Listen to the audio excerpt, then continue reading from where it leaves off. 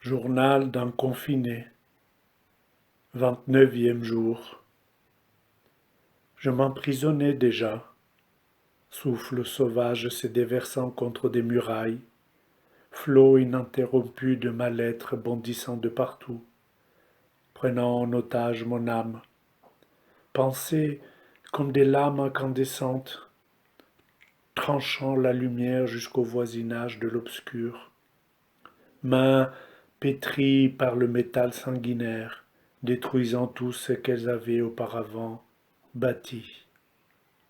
Je m'emprisonnais déjà.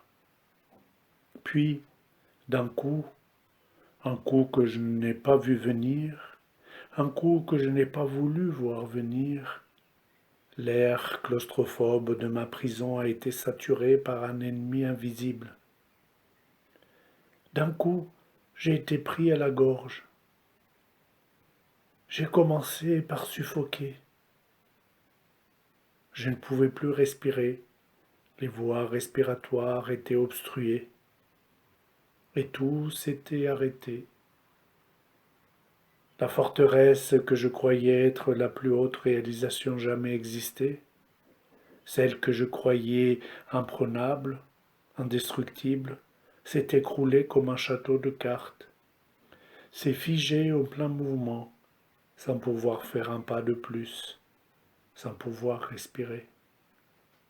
Les fortifications de ma vie de comptable, qui avait une grande responsabilité, veiller sur le bien-être des chiffres, se sont rapidement fissurées, lacérées par des failles démesurées, pour finir, avec fracas, par mordre la poussière. Les yeux hagards, perdus dans les décombres, je ne pouvais rien voir. Je ne pouvais rien reconnaître, toucher des choses connues, écouter des paroles mille fois dites, prendre ce qui m'appartenait, faire valoir mes droits et ma liberté. Tout cela et plus encore s'est envolé. Une poussière lourde, collante, triste a recouvert le monde. Un linceul déposait sa diaphane présence sur ce qui était ma vie avant. Oh, bien sûr, comme toi et tous les autres, je me disais que la solution allait vite être trouvée, que c'était une crise, une autre crise, que nous étions préparés pour faire face, que nous étions armés pour utiliser le langage guerrier qui est à la mode en ce temps de trouble. Oh, bien sûr, je me disais que c'était une pause, une courte pause, avant d'y retourner, avant de retrouver la normalité. Je me disais que les chiffres pouvaient attendre quelques jours, qu'ils pouvaient veiller les uns sur les autres, qu'ils pouvaient éviter les résultats négatifs. Comment pouvais-je m'attendre à tout cela? Je te le demande à toi qui as peut-être plus d'instructions que moi. Je te le demande à toi qui as peut-être étudié les sciences et des profonds savoirs. À toi qui as peut-être étudié la philosophie, lu des livres à n'en plus finir, lu des romans et de la poésie. À toi qui as pratiqué des religions d'ici et d'ailleurs, oui. À toi aussi qui n'as rien lu du tout, qui comme moi croyait tout savoir, en tout, possédant juste un savoir utile pour retourner au travail tous les matins, pour retrouver tous les matins le chemin des chiffres. Comment pouvais-je m'attendre à tout cela? Rester chez soi pour se sauver soi-même et sauver les autres. Mais il s'est avéré rapidement, très rapidement même, que malgré les apparences, je n'avais pas de chez moi. J'avais, comme toi je suppose, 4 murs, un toit et plein de choses dedans, Je croyais que cela suffisait pour pouvoir se dire propriétaire ou locataire d'un lieu. Rapidement, très rapidement, j'ai été pris par la poussière qui rendait l'air de l'appartement aussi nocif, aussi virulent que l'air extérieur. J'étais pris de partout, entre le manque d'air du dedans qui devenait insupportable et l'air où rôdait la mort du dehors. Je ne pouvais pas retrouver ma vie d'avant, car elle ne voulait plus de moi. Elle était même prête à me tuer. Je ne pouvais pas non plus avoir une vie à l'intérieur de l'appartement, avec comme seule compagnie quelqu'un que je ne connaissais pas, quelqu'un que je n'avais jamais rencontré auparavant. Pris, j'étais alors entre deux nocivités, expulsé, brutalement expulsé sur une île peuplée d'êtres qui ne me voulaient pas du bien. Je ne sais pas pourquoi, mais les mots d'aujourd'hui souhaitent que j'écrive la phrase suivante. Alors je m'exécute. La nuit, c'est l'heure où les dieux peuvent s'emparer des âmes dans le désarroi.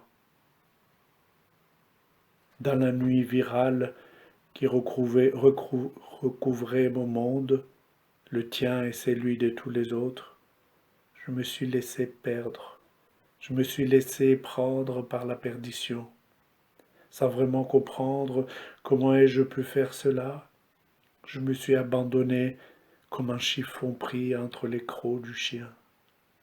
Sans savoir comment, je me suis retrouvé derrière la fenêtre, à regarder toujours ce qui n'était plus là, à regarder encore et encore, jusqu'à ce que le regard s'épuise, jusqu'à ce qu'il se perde dans ce qu'il ne pouvait plus voir. Et le regard, pris par la main nocturne, a cessé de chercher, a cessé de vouloir, a cessé de chercher son ancien avoir. Les larmes l'ont mené jusque dans une vallée sans bruit ni agitation, et l'ont déposé contre un arbre occupé à accueillir le printemps. Derrière la fenêtre, adossé à rien et exposé aux quatre murs et aux quatre vents, les mots que je ne connaissais pas ont commencé timidement à me faire signe, à s'approcher de moi mettant en avant leurs plus belles lettres, mettant en avant les lettres les plus avenantes. Dans la plus grande dépossession, adossé à rien, adossé aux quatre vents, mon cœur, allait savoir pourquoi, leur a souri, leur a tendu la main. Ni les mots, ni moi ne savions pas ce que nous allions faire ensemble, ni pourquoi l'inattendu événement faisait croiser nos chemins.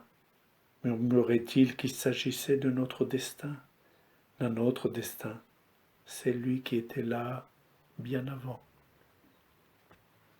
Depuis, le printemps ne cesse d'affluer. Les arbres ont fleuri, leurs branches s'enivrent de couleurs, jouent avec la lumière se défaisant de la glace d'hiver, célèbrent la venue de la sève. Les rivières souterraines, prises par une irrésistible envie d'ascension, attirées par un aimant, leur unique amant, le soleil, ne font que monter, qu'apparaître. Les oiseaux viennent et me déposent leurs mots, veillent aux miens pour qu'ils ne s'alourdissent pas, qu'ils ne perdent pas leurs ailes, qu'ils ne quittent pas l'univers sonore du vent pour celui du discours des hommes. Les insectes disent le seul mouvement, calligraphient l'espace, franchissent allègrement le seuil, assouplissent les limites et célèbrent l'union de tous les royaumes fragmentés. Les murs de l'appartement ont trouvé le chemin de mes oreilles. Leurs mots secs et profonds content des histoires secrètes, prennent le temps, lui disent deux mots d'amour, et lui, oui ou lui, ils s'oublient en leur compagnie, s'affranchit de l'écoulement et se met à dessiner des graffitis. Les chambres de l'appartement m'initient au voyage, au vrai déplacement où l'étrange se mérite, exige un doigté parcimonieux afin de rencontrer leur âme, me guide à la mémoire de la répétition, à l'envers du facile et de la faible attention. Les différents moments de la journée m'ouvrent des livres anciens et des gros cahiers, là où se sont écrits des savoirs immémoriaux à la gloire de la présence, à la gloire de l'acte de prendre part, d'accepter sa part et de sauvegarder la timide trace du vivant. Comment pouvais-je m'attendre à tout cela?